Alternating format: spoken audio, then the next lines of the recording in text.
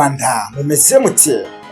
Yamani ni Badman B ugarutse muri beat nje kubaho kuri kwiyi minsi. Yamani ni gutyo dutangira na vibe za danje tubabwira ko ibintu byageze ku rundi rwego guys.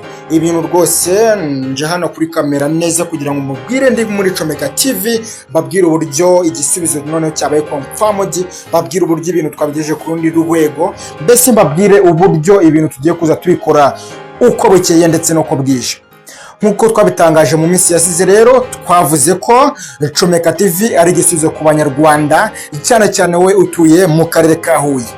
Ibyo niba warabyumvishe ni amahirwe wagize cyane, nkuhaye ikaze rero kuri Comeka TV nk'ibisanzwe.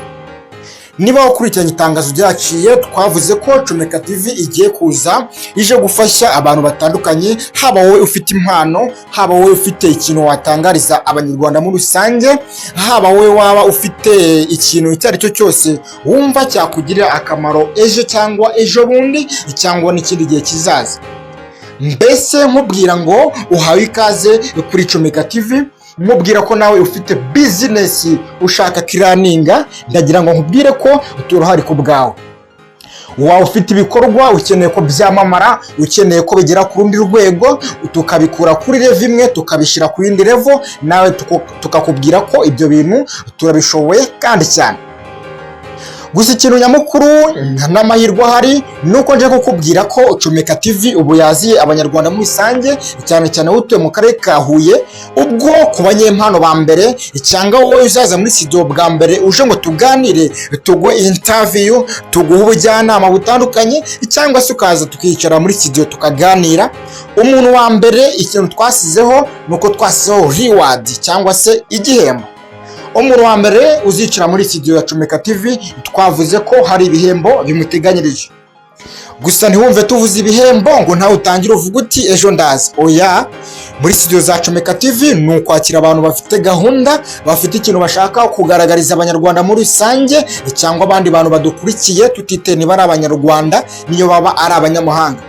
Kuko Comeka TV ni umurongo mugari ushobora guhereza amakuru atandukanye, ushobora gutanga effort hanze y'igihugu ndetse no mu Rwanda, ushobora kugaragaza agaciro k'ibintu binyuze mu buryo bw'amashusho ndetse n'amajwi, bikongera bikagera ku yindi ntera. Ubwo twababwira ko muri za Comeka TV hari abanyamakuru bazaza bakugezaho documentaire za danje, za zindi wumva zikagusigira skills, za zindi wumva mbese nawe ukavuga uti kabisa niyungutse ubumenyi runaka, mbese mfashe umwanzuro mu buzima bwanjye bitewe na documentaire numvishe, ukamenya ibintu bya danje, ukamenya aho isi igeze, mbese ukamenya gufata umwanzuro no mu buzima bwawe bwa buri munsi. Inkuru zigezweho, mbese za nkuru zigufasha kwitekerezaho mu bintu bitandukanye, ubujyanama bwa danje, ibyo byose tubifitiye abanyamakuru babifitiyeho ubumenyi, bazabigufasha ndetse babihuguyemo ku buryo buri international professional. Ibyo byose ndakubwira ko bashoboye kandi cyane. Si ibyo gusa, kuko indi nkuru nakubwira nuko nakubwira ngo nawe wiyumvamo ubwo bushobozi bwo kuba waba umunyamakuru, waba ufitemo impano yo kuvuga documentaries. Cyane cyane nakubwira ko turashaka abakobwa. Waba uri umukobwa ufite impano uyiyumvamo ariko ukaba wumva kwitinyuka byarakunaniye, Comeka TV ni igisubizo kuri wowe. Tuguha interview, ukaza tukaganira nawe, tukakumenyereza uburyo wakicara imbere ya kamera ukavuga nta gihunga, tukakumenyereza mbese kuvugira imbere mu ruhame, kuko ejo cyangwa ejo bundi wazisanga uri ku rundi rwego, biragusaba ko wavuga speech cyangwa imbwirwaruhame imbere y'abantu benshi cyane. Urumva wazabikora gute udahuguwe? Ibyo twaje kugira ngo tubigufashemo. Ngwino twicarane muri studio, utanga igitekerezo, tukubaze byinshi bitandukanye, mbese skills zawe uzongere mu bijyanye no kumva ko wavugira imbere y'abantu. Reka nkubwire ko rero udukeneye watwandikira kuri 073 49 57 64 5. izo nizo nimero ziri no kuri WhatsApp ndetse wazisanga no kuri call ukatuvugisha tukakurangira byihuse cyane. Aho waba uri hose, niyo waba uri hanze y'igihugu waza utugana, ariko cyane cyane mu Rwanda biroroshye cyane, ntabwo byakugora. Noneho especially byagera ahangaha utuye mu karere ka Huye, wowe nakubwira ko ari nko kumena amazi ku muriro. Ni ibintu byoroshye cyane kuko ntabwo turi kure cyane, waduhamagara ukatwandikira tukakubwira uburyo watugeraho, nawe ukaza impano yawe igatangira kwivugira. Ejo cyangwa ejo bundi nawe impano yawe ishobora kugutunga mu buryo bumwe cyangwa ubundi. Gahunda muracyari kumwe nanjye BYT, rero murabizi ndi Oroni Globe, umwe mu bakuru ugera ahantu hagasha. Mwite Surunga mu makuba, mwite Bomba aho bikomeye. Yamani, mwite uko ushaka kabisa, kuko nabwira ko ndi byose ku mubumbe nkuko nabibabwiye. Nabasezeranyije ko igihe Chomeka TV izazira, ibintu tuzabishyira ku rundi rwego. Ngwino ufatanye natwe uru rugendo, ndetse nawe ubwawe uzamuka mu ntera gake gake. Chomeka TV, we are here for you. Chomeka TV tugufitiye byinshi bitandukanye tuzakugezaho uko bwije nuko bukeye. Breaking news, amakuru agezweho agiye kuza akunyuraho cyangwa se akugeraho mu gitondo saa 2 zuzuye ndetse na saa 11 zuzuye. Wowe icyo usabwa ni ukuzuguma ku murongo wa Chomeka TV, tukaza tukugezaho amakuru yizewe utakura ahandi. Si ibyo gusa kuko na documentaries nababwiye zaza zibageraho nazo ni kuri Chomeka TV hano, tubifashwemo n'itsinda rigari by'abanyamakuru. Namwe mukunda amakuru y'imikino ndabarayitse cyane kuko hano ni kuri Chomeka TV izazigera ahantu hose. Ntabwo uhejwe, nawe ukunda music tuhari ku bwawe rwose. Umuziki nawo ni uwa mbere, ndababwira ngo turahari kandi turi byose ku mubombe. Yamani, ni Badman B ugarutse muri beat, nje kubaho kuri kw'iyi minsi. Murumva ko rwose ibintu byose ni hejuru cyane. Mubwira ko iyo ndirimbo bayita Mabukwe, niyo nakoze. Wajya kuri YouTube n'ubundi iri hano kuri Chomeka TV, wakandikamo Mabukwe by BYT featuring na P Brown P, uwo n'umuhungu wanjye twakoranye iyi ndirimbo. Wageraho ukayumva, ni indirimbo nshyashya rwose, mudushyigikira dukomeza no kwipromotinga igera ku rundi rwego kabisa. N'abantu bakanze subscribe kuri channel ndabashimiye cyane.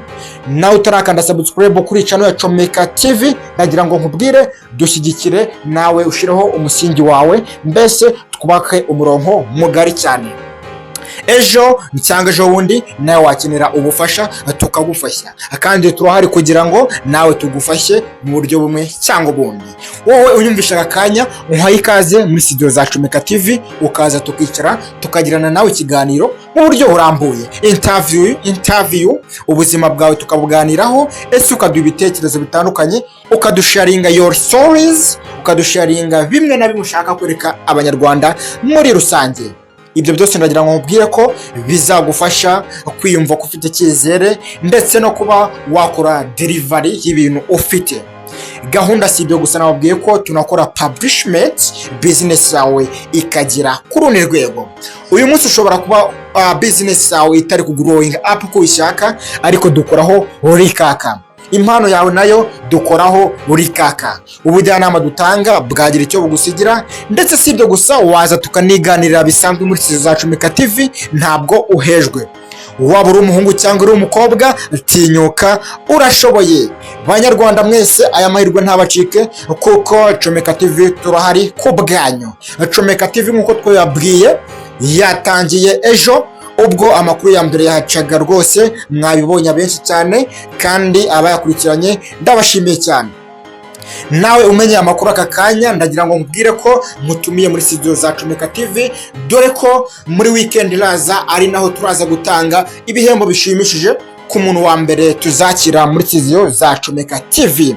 Hari igihe ari wowe, hari igihe ari Nuza, hari igihe ari inshuti zawe. Bwira n'inshuti yawe itabashe kumva aya makuru, uyibwire ko hari amahirwe yaziye buri munyarwanda wese, cyane cyane akaba atuye mu karere ka Huye. Mubwira uti amahirwe iyaje ugomba kuyafatiranya. Yamani, gahunda rero ndabashimiye cyane. Noneho wowe ugeze ku murongo mugari wa YouTube ukiri mushya, ndagira ngo nkubwire ko ushobora gukanda subscribe ukaba uduhaye umusingi ukomeye cyane. Noneho tukaza tubana mu biganiro bya buri munsi 5 kuri 5. Gahunda rero reka mbabwire ngo ciao ciao, mwari muri kumwe n'umuhungu ubikora uko bikwiye. Mwite bomba aho bikomeye, mwite soronga mu makuba, mwite oron globe, mwite uko bishaka, mbese amazina niho yarangiza. Yaman, nitwa BYT, ndababwira ko ibintu twabisize ku rundi rwego. Ciao ciao, reka tubane mu makuru ya saa 11. Reka nkubwire ko ibintu twabisize ahandi sepu by sepu. Kanda subscribe nawe ube umwe mu badukurikirana, wubake umuryango wacu, nawe uze mu banyamuryango ba Shomeka TV. Bwira inshuti zawe ngo amahirwe yaziye buri umwe wese. Wowe ufite impano, kuwa gatandatu mu gitondo hari ibihembo biteganyirijwe umuntu wa mbere tuzashyira muri sizo za Shomeka TV. Nitwa BYT, nanone nkomeje kubashimira cyane kandi Imana